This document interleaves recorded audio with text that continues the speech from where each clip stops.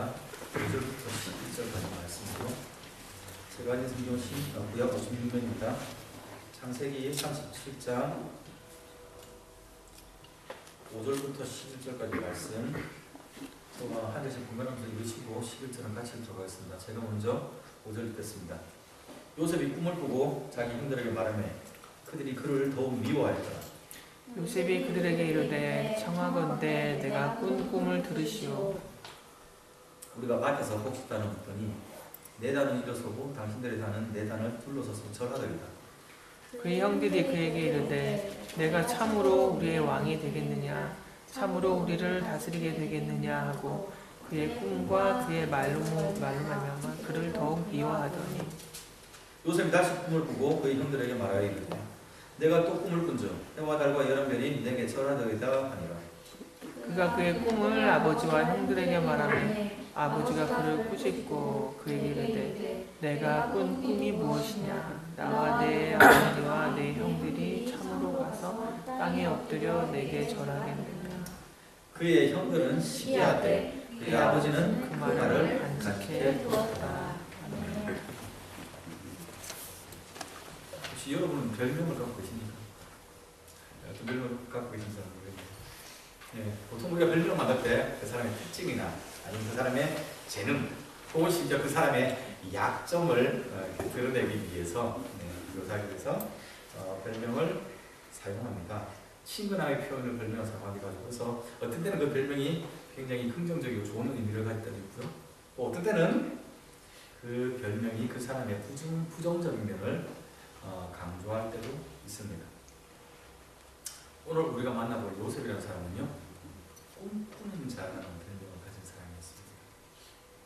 원래 이 별명은 그의 형들이 그에게 지어준 별명인데요.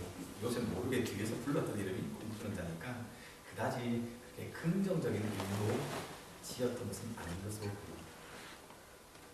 우리가 아시는 것처럼 요셉은 야곱의 11번째 아버지입니다. 그의 어머니 라헬은 야곱의 2명의 아내와 2명의 아내들의 몸종들을 통하여 얻은 12명의 아들과 1명의 딸이 있었죠. 디나 사건 우리가 언제쯤 살펴봤었죠. 근데 그 중에 이 야곱이 레아보다 언니 레아보다 라헬을 훨씬 더 사랑했대요. 그러니까 사랑은 여인으로부터 낳은 아이니까 요셉이 훨씬 더 사랑을 받았던 것 같아요. 10명의 다른 형들보다. 그리고 무엇보다 그 라헬이 요셉의 동생 베냐민을 갖다가 그 출산으로 죽음을 당했잖아요. 그러고 나니까 이 야곱이 자기가 사랑하던 여인의 아들인 요셉을 상당히 노골적으로 편애를 했던 것 같습니다. 3절에 보면 기록이 되어 있는데요. 17살이 된 이 요셉에게 채색 옷을 입혀서 따로 입혀서 이렇게 사랑하는 것을 드러내야 합니다. 우리가 흔히 부모님들이 10손가락 깨물어 안 아픈 손가락 없다고 하는데 좀 덜 아픈 손가락이 있고 더 아픈 손가락이었던 것 같아요. 요셉. 그래서 야곱이 이렇게 대놓고 요셉을 사랑하니까 나의 형들은 요셉을 되게 싫어했습니다. 아버지가 저와 우리를 차이를 하시는구나, 편히 하시는구나. 관계 별로 안 좋던 것 같아요. 근데 이 요셉이 어렸을 때부터 꿈을 그리고 그 꿈을 가족들에게 다 말을 해줬습니다. 요셉이 꿈자랑을 할 때마다 꿈을 이야기할 때마다 형들은 그것을 자랑으로 받아들였죠. 그리고 요셉이 그 꿈의 내용이 사실은 굉장히 자기들이 보기에 기분이 나쁜 꿈들이었습니다. 그래서 요셉을 더더욱 미워하고 시기했습니다.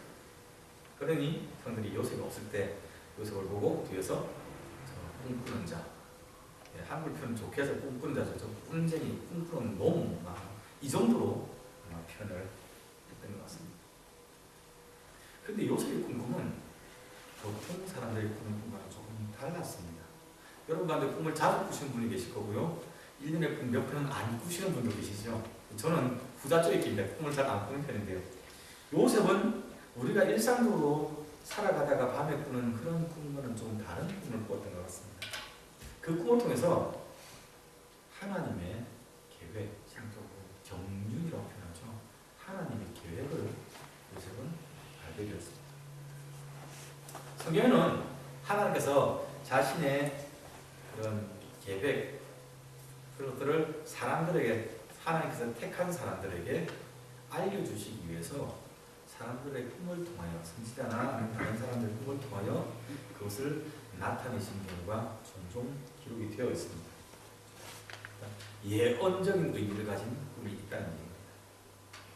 요셉 역시 그 시대에 하나님께서 사용하시기 위해서 그 시대의 사람들을 위해서 요셉을 선택하시고 그에게 하나님의 계획을 보여주셨던 것입니다. 꿈을 통해서. 그래서 요셉은 어려서부터 자기가 가졌던 그 꿈, 자기가 꾼 그 꿈을 마음속에 간직하면서 자신의 미래와 자신의 집안에 도움되는 그런 희망을 주는 그런 꿈을 품고 살았던 겁니다. 우리가 아시는 것처럼, 우리가 읽어본 것처럼 요셉이 꾼 꿈은 두 가지였죠. 모두 다 하나님께서 어떻게 일을 하실지를 보여주는 예언적인 의미가 있는 것이었습니다. 실제로 보면 요셉이 들판에서 혹시 단을 묶고 있습니다. 요셉의 단이 갑자기 일어서고 형들의 단이 요셉의 단을 중심으로 해서 둘러서서 절을 하는 그런 꿈을 꿨대요. 또 9절에는 해와 달과 11별이 요셉에게 절하는 꿈이 기록이 되어 있습니다. 이 두 가지 꿈은요, 요셉의 형들이나 아니면 심지어 요셉의 부모님마저 요셉 앞에서 무릎을 꿇고 절을 하는 겁니다. 요셉이 존귀한 사람, 형들 편되면 왕이 되고 다스리는 자가 될 것을 예언하는 그러한 꿈이었습니다. 형들로서는 당연히 그 꿈이 마음에 안 들죠. 잘난 척하는 것 같고 입상스러워서 꿈입니다. 네. 그래서 점점 미워하고 시기할 수밖에 없는 상황이었습니다. 그러나 요셉은 그의 꿈대로 하나님께서 그에게 미리 계시하여 준 대로, 알려주신 대로 이집트의 총리가 되었고 형들과 부모님이 그를 높이는, 지금 꿈꿀 당시로서는 상상하지 못할 일들을 그의 삶 가운데 체험하게 됩니다. 하나님께서 그의 백성들에게 환상을 주실 때 이런 일을 하신다는 겁니다. 지금 우리 상황에서는 말도 안 되는 소리, 정말 꿈 같은 이야기입니다. 하나님, 그건 내 삶에 일어날 수 없는 일이에요 라고 우리가 생각할 수 있는 그런 놀라운 일들을 하나님께서 계획하시고 그것을 우리에게 보여주시고 실제로 이루어 나가신다는 사실을 기억하셔야 됩니다. 그리고 특히 요셉이 꿨던 이 꿈은 그가 자신의 가족들에게 높임을 받는 그 개인적인 장래에 대한 예언적인 성격도 있지만, 사실은 성경 전체를 통해 볼 때는 하나님의 백성들을 구원하시는 하나님의 계획을 보여주는, 신학적으로 말할 때 우리가 구속사적인 관점에서 볼 때 예수 그리스도를 예표하는 꿈이라고 우리가 해석을 할 수가 있습니다. 구약시대 때 여러 가지 일들이 있었는데 그 일들이 하나님께서 어떻게 그 백성들을 구원하실지를 보여주는 그런 모형으로서 제시되는 경우가 종종 있는데요. 특별히 이 요셉의 꿈, 해와 달에 대한 꿈은 예수 그리스도를 예표하는 것으로 보는 것이 가장 일반적입니다. 예수님께서 우리 의의 태양이시잖아요. 그죠? 그리고 인류에 비춰지는 생명의 빛이라고 요한복음에 말씀하니까 그런 점에서 볼 때는 우리가 요셉의 꿈이 예수님을 예표합니다. 예수님이 참된 양식되고 우리 생명의 그런 먹거리가 되기 때문에, 그런 점에서 또 하늘에 오신 생명의 떡이기 때문에 그 곡식단을 예표하는 것도 조차도 예수님을 예표하는 것이라고 우리가 해석을 할 수가 있습니다. 성도가 이 세상을 살아갈 때 꿈을 많이 꿉니다. 개인의 소망을 우리가 꿈꿀 때도 있고, 어떤 사람은 소박하게, 어떤 사람은 거창하게. 그러나 그것도 중요하지만 예수 그리스도를 바라보는 삶, 그러한 예수 그리스도를 기다리는 소망, 우리 삶 가운데 이루어질 하나님의 통치를 꿈꾸며 기대하며 소망하는 것, 성도들에게 필요한 환상이고 비전입니다. 근데 문제는 우리가 그러한 비전을 가지고 살아간다 하더라도, 영적으로 굉장히 의미있고 중요한 비전을 가지고 살아간다 하더라도 우리의 삶이 항상 순탄한 것만이 아니라는 사실입니다. 그 꿈이 이루어지는 과정은 그다지 쉽지는 않습니다. 그게 3일 가운데 그 꿈이 이루어지는데 시간이 많이 흘렀고요. 그동안 그 사람이 감당하기 힘들 만큼 엄청난 고난을 겪었습니다. 말씀드린 것처럼 어렸을 때는 형들로부터 엄청난 미움과 시기와 질투를 겪었죠. 그래서 심지어는 형들에게 인신매매를 당했습니다. 팔려버렸습니다. 남이 아니고 형들이 그를 이스마엘 상인들한테 팔아버렸습니다. 은수무리로. 창세기 37장 29절 보면요, 그들이 이스마엘 상인들에게 요셉을 팔고 이스마엘 상인들은 요셉을 이집트로 끌고 가서 이집트의 왕인 바로 페어로의 친위대장인 보디발의 집에 종으로 팔아버렸어요. 하나님의 은혜 가운데 요셉이 그 가운데서도 형통하고 또 보디발의 신임을 받아서 또 나름 열심히 성실하게 생활했지만 우리가 아시는 것처럼 보디발의 아내가 그를 모함했죠.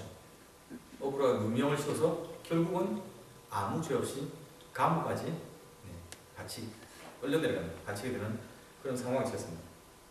요셉의 입장으로 본다면요, 정말 이건 억울하고 화난 일입니다. 여러분이 살아가시다가 억울한 일을 하나만 겪어도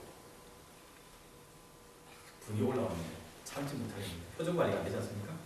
요셉은 삶 자체가 형들에게 배신당하고 주인에게 모략당하고 그리고 자기가 감옥에서 사람들 도와줬음에도 불구하고 잊혀지고 정말 말로 하자면 혹은 글로 쓰자면 책을 수십 권을 만들 만큼 속상한 일들을 많이 겪었습니다.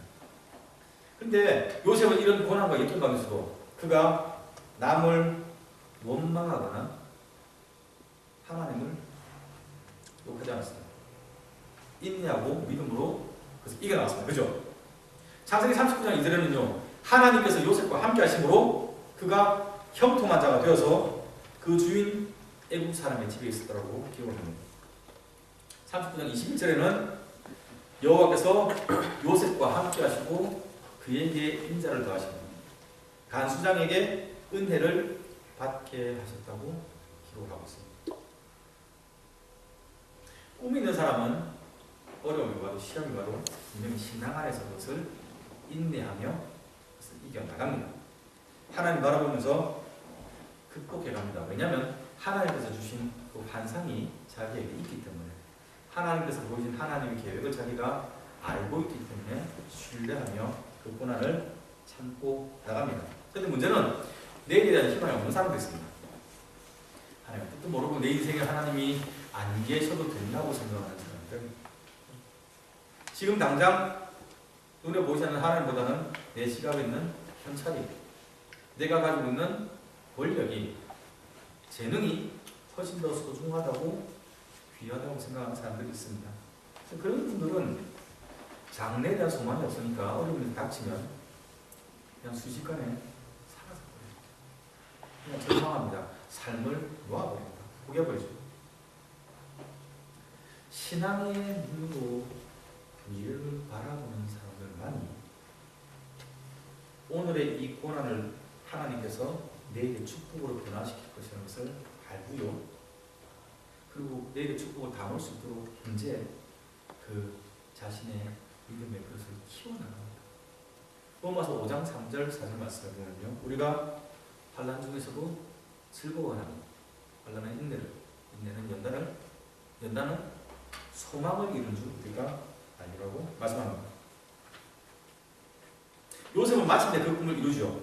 우리가 아시는 것처럼 요셉의 형들은 그를 비웃기 위해서 요셉을 꿈꾸는 자라고 불렀는데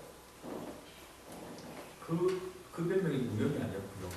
하나님은 그들의 말조차 놀림조차 성취해 주었습니다. 그 꿈꾸는 요셉이 꿨던 그 꿈들을 하나님이 요셉의 삶 가운데 하나하나 성실하게 다 이루어주셨습니다. 어렸을 때는 꿈을 꾸는 사람이었고요. 장성한 이후에는 연단을 통해서 시련과 환난과 시련을 통해서 연단되고 난 이후에는 꿈을 해석하는 사람이 되었습니다. 그리고 꿈을 성취하는 사람이 되죠. 하나님께서 우리에게 주신 꿈은 하나님의 시간에 반드시 이루어집니다.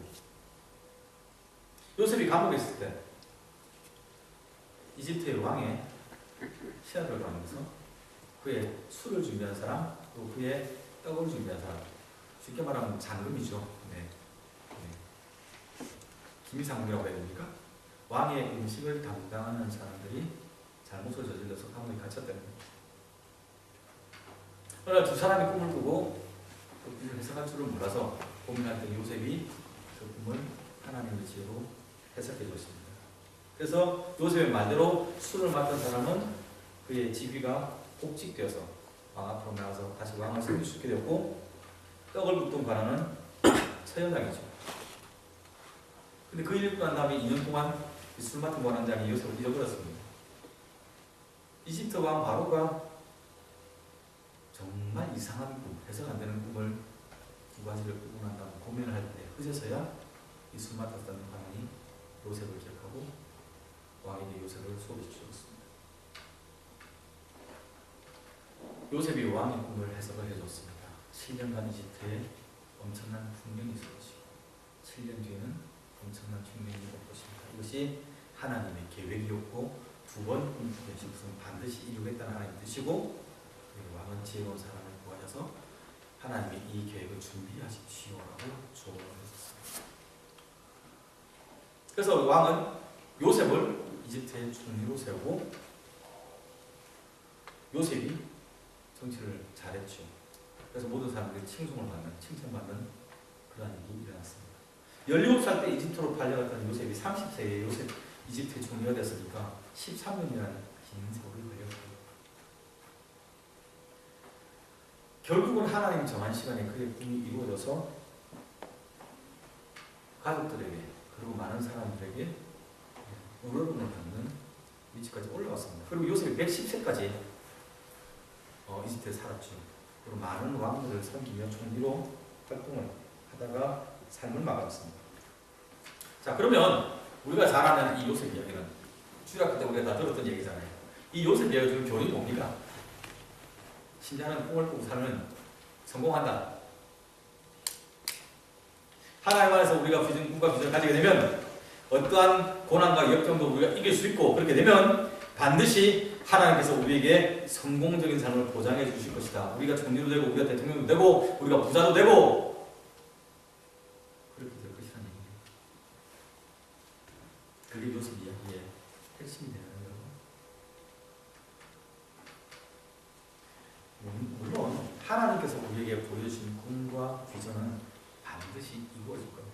우리가 낙심해서도 안 되고 우리가 인내하며 그것을 성취해 나가기 위해서 하루하루 믿음 안에서 걸어야 될 것은 맞습니다. 그러나 하나님께서 주신 그 비전이 우리 한 몸 잘 먹고 잘 사는 것으로 끝나서는 안 된다는 얘기입니다. 요셉이 이집트의 총리가 되어서 행복하게 잘 살았더라 하고 끝나는 것은 디즈니 동화에 나오는 결말이잖아요. 신자의 삶의 결말은 그가 하나님 은혜로 잘 먹고 잘 살았더라라고 끝나서는 안 된다는 얘기예요. 요셉은 이집트에 총리가 되고 난 다음에 7년 9년 동안은 매년 거둔 그 수수한 것의 5분의 1을 이집트 전역의 창고들에 저장했습니다. 7년간 엄청나게 많은 양의 곡식들을 모아서 저장을 했습니다. 그리고 그 곡식으로 다음에 이어진 7년간의 흉년을 그 백성들은 살아갈 수 있도록 대비를 했던 겁니다. 온 땅에 기근 들었을 때 이집트 백성들뿐만 아니라 그 인근에 있는 모든 사람들이 다 이집트에 와서 양식을 사갈 만큼 양식을 풍성히 모아내었고요. 그들을 먹여 살렸다는 얘기입니다. 하나님께서 하나님 백성들에게 꿈을 주십니다. 소망을 주십니다. 환상을 주십니다. 그리고 그 꿈을 이뤄나갈 수 있도록 연단시키시고 힘을 주시고 능력 주셔서 그 꿈을 성취해 주십니다. 그래서 그 사람이 성공했다로 끝나는 것이 아니라 그 사람을 통하여 하나님께서 내려주신 그 복이 주위 사람들에게 흘러넘쳐야 된다는 얘기입니다. 여러분, 어느 시대 때나 그리스도의 마음을 가지고 하나님의 꿈을 이루어가는 하나님의 백성들이 있어 왔었습니다. 그리고 그 사람들은 하나님의 그 꿈이 하나님께서 주신 꿈이 자신들의 삶 가운데 이루어질 때 그것으로 만족하지 않았습니다. 그것을 통하여 분명히 하나님께 더 큰 영광을 돌려드리는 삶, 그것은 나눠주는 복을 나눠주는 축복의 통로로서의 삶을 살아왔습니다. 요셉은 그가 꿈꿔왔던 자신의 꿈, 하나님으로 받은 그 꿈을 이루었을 때, 성취했을 때 그가 누리게 된 힘과 권력을 가지고 자신의 개인적인 원한을 가는 쓰지 않았습니다. 양식을 얻기 위해서 형들이 그 앞에 와서 무릎 고절할 때 그를 용납했죠. 아버지 야곱이 죽을 때가 되니 형들이 고민을 합니다. 지금까지는 요셉이 우리 동생이 아버지 때문에 참았을 텐데 이제 아버지 죽고 나면 우리를 죽이고 우리가 옛날에 자기를 팔았던 것에 대해서 지금까지도 원한을 갖고 있을 텐데 우리를 죽이면 어떡하지? 그래서 제발 자신들에게 복수하지 말아달라고 요셉에게 애원을 했죠. 그 말 들었던 요셉이 어떻게 했습니까? 내가 꿈꾼 대로 이런 날이 올 줄 알았어. 죽어. 이랬습니다. 아니. 오히려 큰들의 말을 듣고 그가 가슴 아파하며 눈물을 흘렸습니다. 그리고 그들을 위로했습니다. 그러지 마십시오. 내가 하나님을 대신해서 여러분에게 복수하겠습니다. 형님들은 나를 해치려고 했지만 하나님은 형들의 그 악한 계획조차도 선한 것으로 바꾸셨습니다. 오늘날과 같이 많은 백성들을 그들의 생명을 구원하게 하셨으니 그래서 걱정하지 마십시오 하고 오히려 형들을 위로했더라고요. 우리가 하나님 안에서 품는 꿈, 비전이요 무엇을 위함입니까? 좋은 대학을 가야 되고요. 여기서 잘 적응해야 되고요. 네, 취업비자 받고 영주권 받고 시민권 받고요. 여기서 잘 정착해야 되고요. 좋은 믿음의 가정 꾸며야 되고요. 직장 잡아야 되고요. 그래서 뭐죠?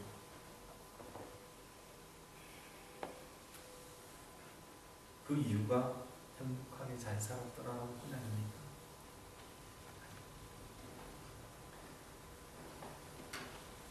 우리가 꿈꾸는 것도 그리고 하나님께서 그 꿈을 이루어 주시는 것도 우리를 통하여 주의 사람을 살리기 위해서입니다.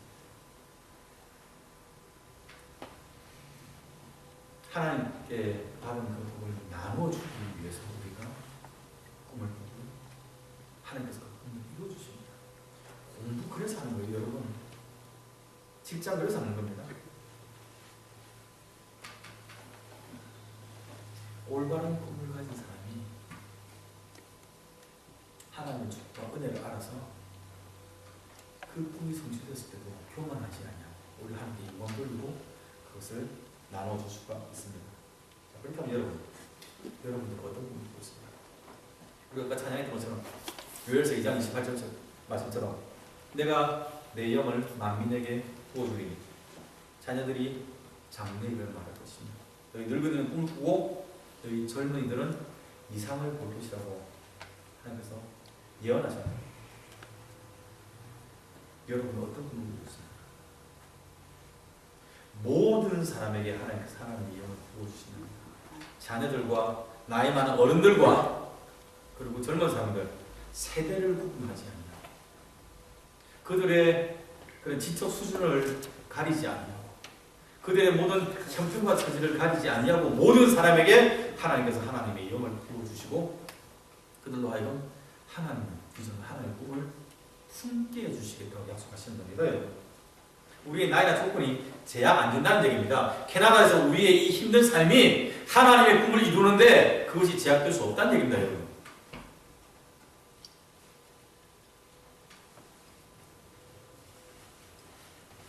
하나님의 꿈을 품시기 바랍니다. 피상적인 것 말고요. 그냥 잘 먹고 잘 사는 것 말고요. 하나님의 영이 우리의 마음을 감동하시고 우리의 삶 가운데 보여주시는 하나님의 계획을 여러분이 품을 수 있습니다. 그럴 때 여러분을 그래서 주위 사람들이 살아나갈 겁니다. 여러분의 가족이, 여러분의 친구가 살아나게 될 겁니다. 영혼을 살리는 하나님을 동참하시고 그것을 여러분 삶에 이루실 하나님의 일들을 기대하시고 그분만의 사랑하는 성도들 되시기를 축원합니다. 기도합시다. 감사합니다. 하나님께서 우리 삶 가운데 하나님의 계획들을 보여주신 데 감사합니다. 하나님 맑은 영 주셔서 하나님께서 깨달아 알게 하시고 하나님 우리 삶 가운데 이것을 하나님의 일들을 기대하며 믿음 안에서 바른 길 걷게 하시고 유혹 가운데 흔들리지 않게 하시고 하나님 환난과 어려움 가운데 인내하게 하셔서 하나님 우리를 통하여 우리 주위 사람들의 살아나는 역사, 예수 안에서 새 생명 얻고 회복되는 놀라운 역사를 풍성히 덧입혀 주시기를 원합니다. 우리 성도님들 통하여, 우리 교회를 통하여 이 땅에 서신 하나님의 귀한 몸된 교회들을 통하여 하나님 이 귀한 일들을 이루어 주시고 하나님의 마음을 품은 하나님의 꿈을 소유한 수많은 하나님의 백성들을 더 많이 세우셔서 하나님 이 귀한 일들을 이루어 주시기를 간절히 바랍니다. 이 모든 말씀 존귀하신 우리 주님 예수님 이름으로 기도합니다. 아멘.